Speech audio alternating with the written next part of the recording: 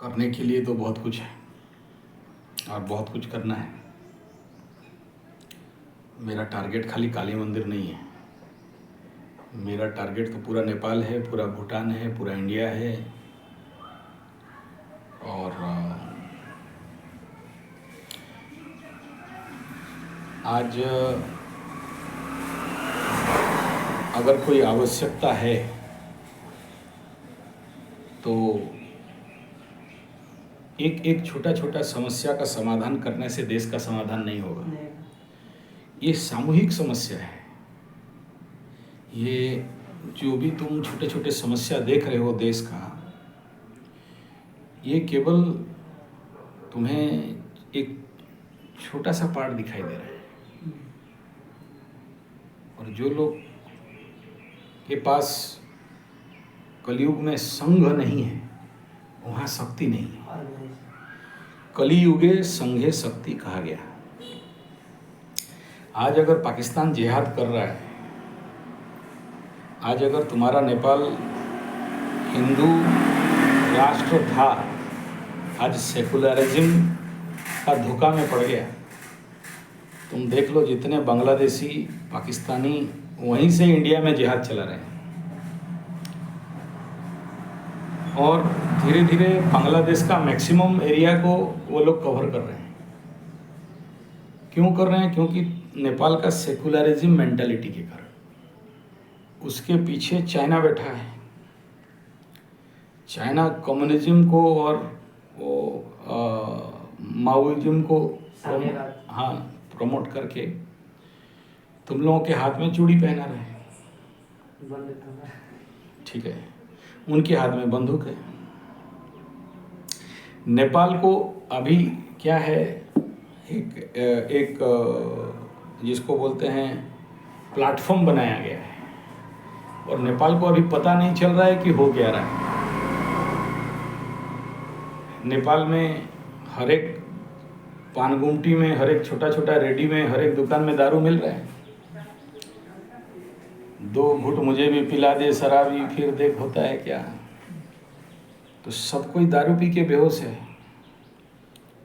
और ये जो ड्रग्स है, वाइन है, अबकारी है, नारकोटिक है, ये जितना सारा सब पी के बेहोश है, मस्त है। तो जो डायलॉग है नेपाल क्या, सूर्यास्त नेपाल मस्त।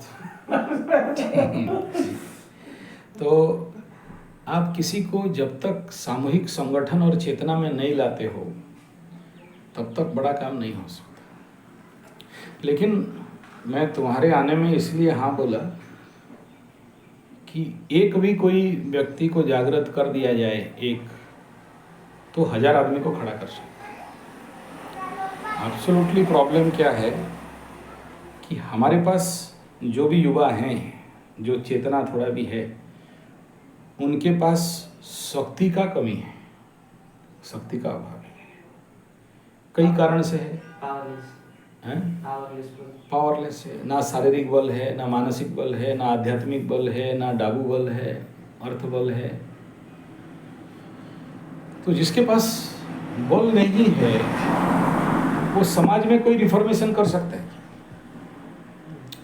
तुम अगर यहाँ आए हो और यहाँ पर महीना का 1 लाख रुपया नहीं रोजगार कर पाया, 1 लाख रुपया का कमाई अगर नहीं कर पाया, तो यहाँ आने का कोई मतलब है क्या? समझ में आ रहा है? अगर तुम थप्पा बोले ना, हाँ, तो ये गोरखा टाइप होते हैं ये लोग, गोरखा वाला, गोरखा गोत्र है, गौर गोत्र। तो अगर जिस थापा को या जो भी नेपाली रेजिमेंट, गोरखा रेजिमेंट और क्या क्या रेजिमेंट है, प्योर नेपाली ब्लड, जिसको कि हिटलर बोला था कि मेरे को अगर ऐसा फोर्स मिल जाए तो पूरा वर्ल्ड को कदम में रख सकता हूँ, ठीक है। जिसके लिए इंग्लैंड जैसा देश मतलब नेपाली रेजिमेंट को खड़ा कर दिया। इंडिया का एक बहुत बड़ा मतलब नेपाली रेजिमेंट हिस्सा आर्मी का फाइटिंग का नेपाल में है। यहाँ से 100 किलोमीटर चले जाएंगे, नेपाली लोगों का बहुत बड़ा आर्मी का सेक्टर है पूरा, जिसको बोलते हैं थिएटर कमांड है। आप पूरा चलोगे रास्ता, दोनों तरफ कुछ नहीं मिलेगा, खाली नेपाली ही मिलेंगे। वहाँ पर दूसरा कोई कौम नहीं है, सब टिंगरू नेपाली लोग, थप्पा मप्पा चप्पा सब वहीं पर पड़ा है। मतलब हम लोग उसको क्रॉस करके उधर झारसुगुड़ा तरफ जाते हैं।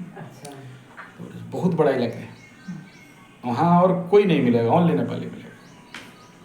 तो और हम लोग को भी अलाउड नहीं है, उनका जो रेजिमेंट है या जो भी उनका कमांड है या थिएटर कमांड है, किसी को घुसने नहीं देते। वो एक दूसरा नेपाल है वहाँ, और सब एकदम उनका, हम लोग दूर से जाते हैं, रास्ता में देखते हैं उनका प्रैक्टिस, शायद ही कोई कर पाएगा इतना मेहनत। तो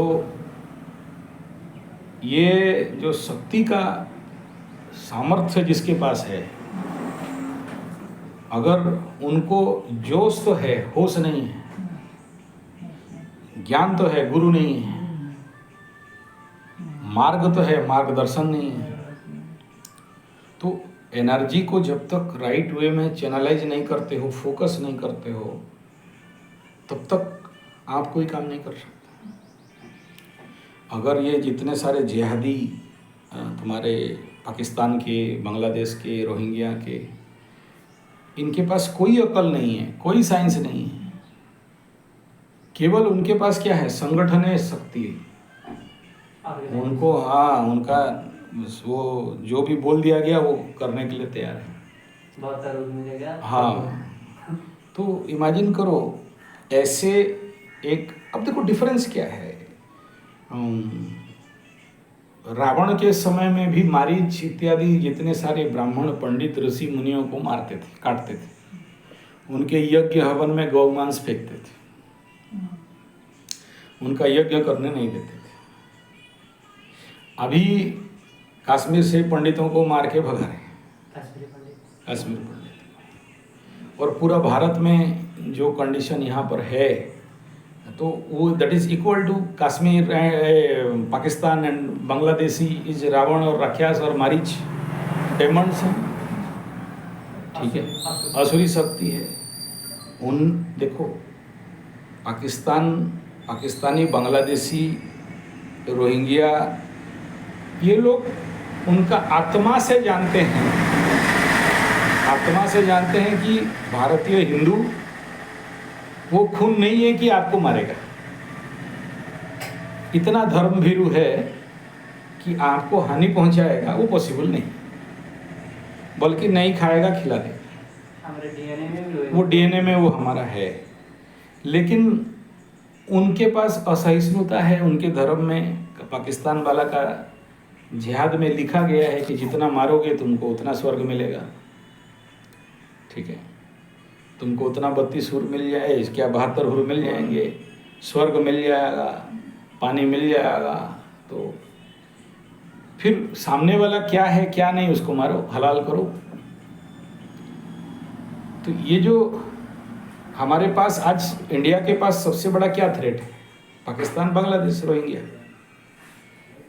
क्योंकि ये जब तक जिंदा हैं, धरती है, तब तक ये लोग तो कभी भी सुधरेंगे नहीं, या कभी भी इनको जो पढ़ाया गया है बचपन से, जिहाद कर देना है, सबको मार देना है,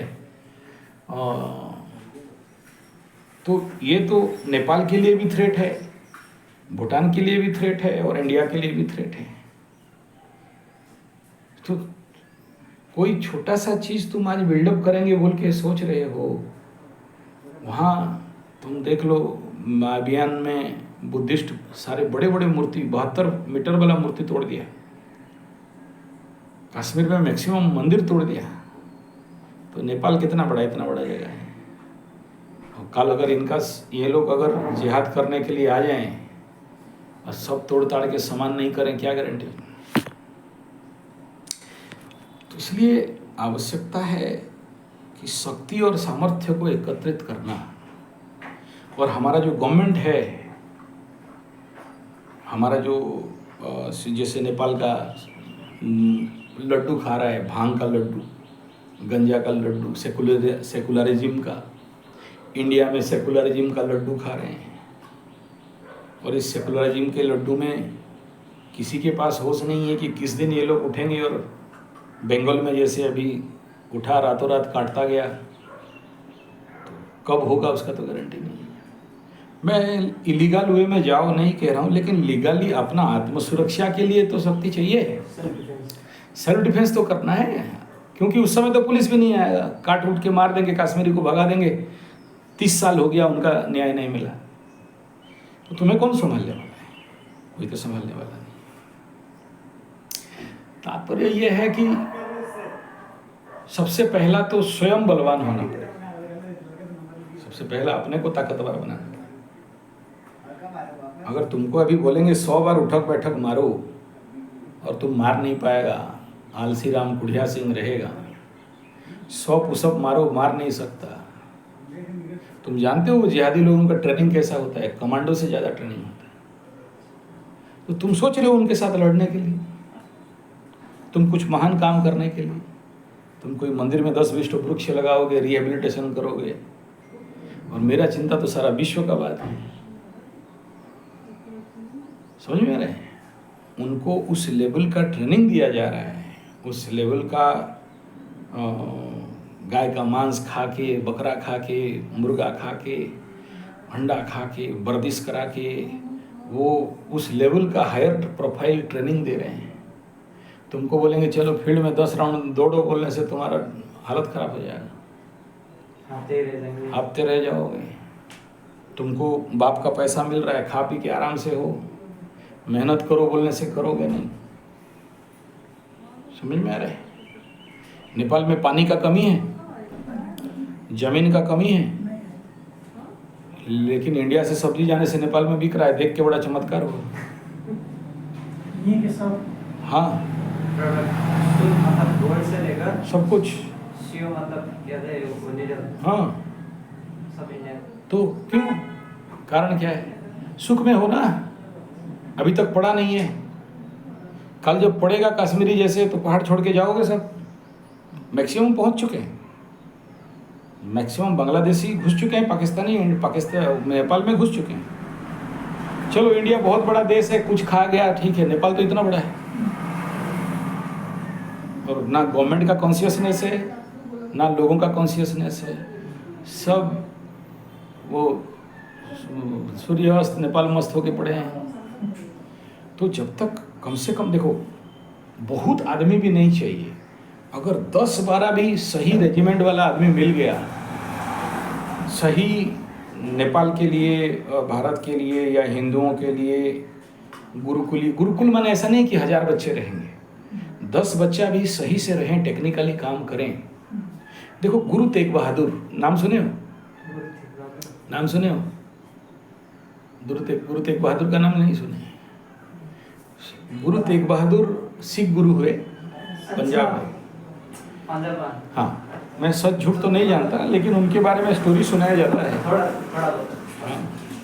वो 2 चेला थे, 1 गुरु, 3। उनका नाम सुनने से जितने मुगल राजा उस समय के थे, लुंगी में सुसु कर देते थे। तो बोलते हैं कि ये अपना 2 चेला के साथ कोई 5-10 हज़ार मुगल सैनिक इसको दौड़ाए। दौड़ते दौड़ते शायद राणा प्रताप का जो टेंट था उसमें घुस गया। तो राजा बोले कि यार मेरे पास तो इतना सैन्य, सिपह सलार, सैन्य सामान, तलवार भाला सब है, मेरे नाम पे तो जितना नहीं डरते हैं, आपके नाम पे उतना डरते हैं, ऐसा क्या कारण है?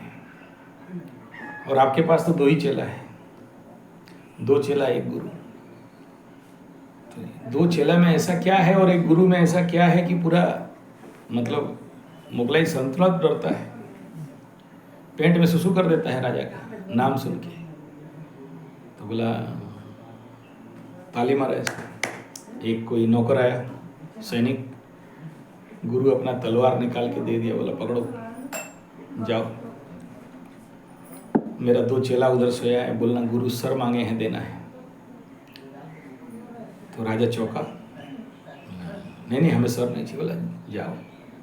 दोनों चेला उठ पड़े, पहला सर कौन देगा गुरु के चरण में। तो राजा जाके बोला अच्छा अच्छा हो गया, स्टॉप फाइट स्टॉप। दोनों फाइट करने की, मैं आगे गर्दन काट के दूंगा, वो बोलता है मैं आगे गर्दन काट के दूंगा। तो राजा को समझ में आ गया कि मेरा हजारों सैनिक और गुरु तेग बहादुर का 2 चेला, ठीक है 2 चेला है, लेकिन वो इसीलिए तो बोले कि 1 से 1000 को लड़ाऊं, ठीक है 1 से 1000 लड़ाने का ताकत। तो quantity is not important, quality is important. तो वो क्वालिटी बनाना है। छावा मूवी तुम देख रहे हो ना, अकेले वो क्या लड़ रहा है, तो क्या खाया होगा कि एक शेर को फाड़ दे। वो कैसा बच्चा होगा जो अकेले औरंगजेब को कपा के रख दिया। कहने का तात्पर्य है कि ये जो क्वालिटी बनाना, और खाली ऐसा नहीं है कि आप अपने गुरुकुल में खाली वो भगवान गीता रामायण भागवत कुरान पाठ पढ़ाओगे तो नहीं होगा। साइंस एंड टेक्नोलॉजी साथ में। आज देखो इजराइल को कोई नहीं सक रहा है, पूरा विश्व एक तरफ है और इजराइल एक तरफ है। और तीनों धर्म, क्रिश्चियन, मुस्लिम और इजराइल वाला क्या है, पारसिया नहीं है, जूज है, तीनों इब्राहिमिक धर्म है। लेकिन आज उसको क्रिश्चियन धर्म भी नहीं सक रहा है, मुस्लिम धर्म भी नहीं सक रहा है। सब एक तरफ और ये अकेले दहाड़ रहा है। कारण क्या है? साइंस, विज्ञान, टेक्नोलॉजी, एजुकेशन। वर्ल्ड के जितने बड़े बड़े रिसर्च देखोगे इन्हीं के द्वारा। नहीं तो ये चारों तरफ दांत के बीच में जीवा जैसे घर बना के वहाँ रहता है इजराइल में। हाँ, पैलेस्टाइन, यहूदी, ये वो सारा, हाँ पूरा, और बीच में अकेले छोटा सा जगह है। 6 बार हरा चुका है छोटा बड़ा युद्ध करके, सपाट। आज तक कोई नहीं सका। और आज के डेट में तुम देख रहे हो पूरा इवेंट ट्रम्प भी उसके विरुद्ध में खड़ा हो गया है। फ्रांस, पेरिस सब उसके विरुद्ध में बोल रहे हैं। किसी का सुनने वाला नहीं। मारूंगा तो मारूंगा। तो क्या है? क्वालिटी, पावर, ताकत। वो जो हर एक वहाँ लड़की लोग को आर्मी ट्रेनिंग मैंडेटरी है सबके लिए। तो सबसे पहला तो पॉकेट, पैसा। भीख मांगने वाला कौम पाकिस्तान जैसे नहीं होना है। बाप का पैसा से पढ़ने आओगे, भागो। क्या करेंगे ऐसे लोग? मैं इसलिए बंद कर दूं, मेरा गुरुकुल में बुला रहे, भागो यहाँ से। अगर तुम खुद स्वावलंबी नहीं हो, अगर तुम खुद अपना खाना उत्पादन कर नहीं सकते, तुम अगर खुद इस कलयुग का महामारी पैसा को उत्पादन नहीं कर सकते, तुम दूसरे का दान दक्षिणा और भीख से पढ़ना चाहते हो, तब तो बहुत सारा गवर्नमेंट का स्टाफ है, जाओ पढ़ो उधर। मेरा रूल यही है कि learn and earn education system. मैं तब तक किसी को कोई ज्ञान नहीं देता, कोई भी साधना नहीं देता, जब तक तुम कमा नहीं लो। तुम जब तक दूसरे का पैसा से आए हो, उस शिक्षा का कोई मूल्य नहीं। इवन इफ योर बाप का पैसा से आए हो, पहले तुम मेरे को रोजगार करके दिखाओगे। First training is this. तुम कहाँ से करो? एग्रीकल्चर से करो, यूट्यूब से करो, इंटरनेट से करो। क्योंकि आज के डेट में पैसा कमाने का तो मार्ग कहीं कमी नहीं है। इंफॉर्मेशन सफिशिएंट है नेट में। जिस चीज को जानना चाहते हो हर चीज अवेलेबल है। नॉलेज का कमी नहीं है। कमी किसका है? करने वालों का कमी है। उसको रूपांतरीकरण करना। समझ में आ रहा है? और तुम बाजार से जो खाओगे, यूरिया, फॉस्फेट, ग्रोमर, नाइट्रेट, टिक20, डीटी, गैमेक्सिन, थीमेट खाओगे, जहर खाओगे। तो ऐसे खाने का क्या करना है? ऐसे खा के विषाक्त अन्न खाओगे तो विषाक्त मन बनेगा, और विषाक्त मन बनेगा तो विषाक्त धन आएगा, विषाक्त धन से विषाक्त जन आएंगे। तो तुमको अगर मजबूत बनना है, सांड बनना है, तो क्या खाओगे? ऑर्गेनिक खाओगे। मैं तुम्हें आम दिया तो खरीद के नहीं दिया, ये मेरा मेहनत का है। जो वीडियो देखा था ना, दिया था वीडियो मेरा फार्म हाउस का, जंगल का, वही काम है। ठीक है। तो अगर मैं खुद उत्पादक नहीं हूं तो दूसरा को उत्पादक करा सकता हूं क्या? नहीं। कस्टमर, कष्ट में मरने वाले का नाम कस्टमर। खरीदा हुआ सब्जी और दिया हुआ दूसरे का बुद्धि, मांगा हुआ सब्जी का कटोरा कभी किसी को पूरेगा नहीं। तो पहले खुद उत्पादक बनो, बी प्रोडक्टिव फर्स्ट, फिर सोचो कि काली मंदिर में क्या करेंगे, और नेपाल का क्या करेंगे, इंडिया का क्या करेंगे, हिंदू का क्या करेंगे, सनातन का क्या करेंगे। खुद तो हगने के बाद में पानी धोने के लिए उधारी में चलते हो, तो अधिकार नहीं है ना। और नौकर बनना है, चाकर बनना है, गुलाम बनना है, तो बहुत सारा नौकरी जगह है, जाओ। नेपाली का तो डिमांड ही ऐसा है, नेपाली का डिमांड कुछ कम नहीं है। कहीं भी खड़ा हो जाएगा एक कुकरी लेके, तो भाई हाँ 10,000 रुपया लेट। नेपाल का ब्लड में, नेपाल का चेहरा में, नेपाल के ब्रीड में वो है कि आप कुकरी पहन लो, नेपाली टोपी पहन लो और तो ड्रेस पहन लो, और वहाँ राउरकेला का मेन मार्केट में खड़ा हो जाओ, तुरंत सेल आउट। कितना लोगे बोलो? ठीक है। और एक तो अगर डुप्लीकेट आर्मी फार्मी कोई रिटायर्ड कार्ड है तो फिर डबल रेट है, 20,000 40,000 बोलेंगे। मतलब ये राउरकेला का रेट बता रहा हूँ। ठीक है। नेपाल का हिंदू ब्लड में वो विश्वास है, वो बिलीव का पैसा है। तुम क्या करेगा? गेट के आगे में तो कुकरी लेके खड़ोगा, बोलो साहब की हुआ, क्या हुआ बोलो, यही तो बोलोगे, और क्या करोगे? सलाम साहब, बस इतना का 10,000 रुपया, गेट के बाहर खड़ा रहो। ठीक है। क्योंकि बहुत सारा विला है, सोसाइटी है, और बड़ा बड़ा बिल्डिंग, सब उसमें फैमिली लोग रहता है, और नेपाली के प्रति बहुत विश्वास है। नेपाल से आया है और नौकरी दे दो, चिंता नहीं है, बेधड़क बोलेगा उधर रूम है, इधर खाना पीना है, ये पेमेंट लो, और उधर चेयर है, और गेट के बाहर बैठ जाओ। सब रेडी। अगर वहाँ कोई और भी रखा होगा तो उसको भगा देगा, बोला नेपाली मिल गया, तुम जाओ। तुम्हारा छुट्टी, नेपाली मिल गया। ठीक है। वो बिलीवनेस है। तो इसलिए अगर ऐसा पैसा कमाई है तो जाओ। लेकिन अगर क्रांति करना है, मैं अगर जहाँ भी कथा करने जाता हूँ तो कथा का लक्ष्य दक्षिणा कमाना नहीं है, क्रांति करना है। अगर कोई एक आदमी भी निकल गया, एक आदमी, हाँ, कृष्ण भगवान क्या 100 आदमी को लेकर लड़े थे, एक अर्जुन। चाणक्य के पास क्या 1000 आदमी थे, एक चंद्रगुप्त। गुरु रामदास के पास क्या 1000 थे, एक शिवाजी। वो एक अगर अव्वल नंबर निकल गया, फिर विश्व विजय करने के लिए समय नहीं है। वो एक होना चाहिए, क्योंकि वो जहां खड़ा हो जाएगा, लोग को समझ में आ जाएगा। अगर तुम उतना दूर से मेरे पास आए हो, महीना में लाख रुपया कमा दिया, तो नेपाल में बोलना नहीं पड़ेगा कि वहां पर जाओ बोल के, लोग लाइन लगाएंगे। अगर किट में लोग नेपाल से 5 लाख रुपया देके एडमिशन करा रहे हैं, और मैं बोल रहा हूं कि महीना का लाख रुपया कमाई तक करा दूंगा, मैं दूंगा नहीं कह रहा हूं, आई एम नॉट योर मालिक, यू आर नॉट माई नौकर।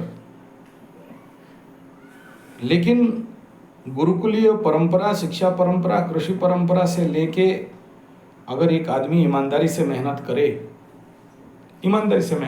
प्रथम में कष्ट होगा। जैसे तुम आए तो सब सफा सुथरा करना पड़ा, क्लीनिंग करना पड़ा, कष्ट होगा। उसके बाद क्या कष्ट है, बैठे हो, क्या करते हैं, नहीं, बस करते हैं। बोल रहा हूँ। तो वो टारगेट अगर अचीव कर लेंगे, कोई एक भी वो टारगेट अचीव कर ले कि हाँ हम लोग गौ कृषि वाणिज्यम से 1 लाख रुपया महीना कर सकते हैं, तो फिर लोग तो लाइन लगाएंगे। किट में कौन बाप माँ छोड़ेगा 30 लाख दे के, 6 लाख 10 लाख दे के? मेरे पास भेज देगा पूरा नेपाली गोरखा रेजिमेंट, संजय पंडा के पास जाओ, महीना 1 लाख रुपया कमा के लो। बोलेगा कि नहीं बोलेगा? बोलेगा। लेकिन तुम भी अगर बेगाड़ी बना निकला तो, खत्म। तुम भी गधा निकला तो खत्म। खत्म। तो कैसे होगा? साधना से, तपस्या से। किसी का भाग्य कब सपोर्ट करेगा? जब वो तपस्या करेगा, जब वो साधना करेगा, जब वो मेहनत करेगा, तभी जाके होगा ना।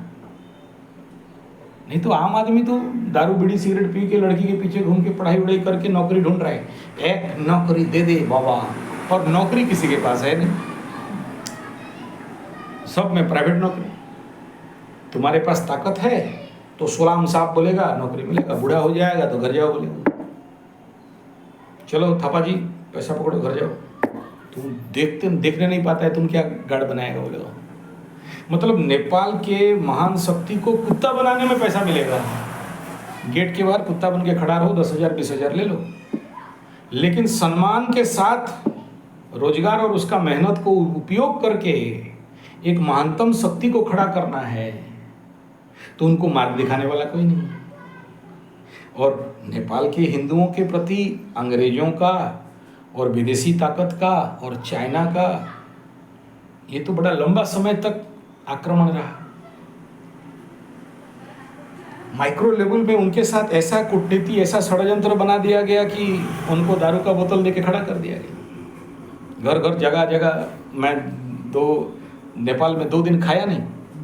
विराटनगर से जो पहला दिन गया था, नहीं काठमांडू से पहले दूसरा जगह गया था ना वो, तो रास्ता में कहीं वेजिटेरियन खाना नहीं मिला। दारू, सुअर, बकरा, अंडा एवरीवेयर। ज्योग्राफिकल रीजंस भी हाँ ठीक है, ज्योग्राफिकल रीजन है, रखो ना, कौन मना करता है। लेकिन Nepal also based on tour and travels, है कि नहीं है? और तुम टूर एंड ट्रैवल करते हो तो तुम्हें हम लोगों का ख्याल रखना पड़ेगा। समझ में ना? हर जगह में खाते क्या? उड़ीसा में नहीं खाते तुम? 100 में से 90 दुकान, 99 दुकान चले जाओ, मांस मछली अंडा मिलेगा। हम नहीं खाते। ठीक है, हमें अगर खाना है तो या तो मंदिर में खाएंगे, नहीं तो बिना प्याज लहसुन वाला होटल में खाएंगे।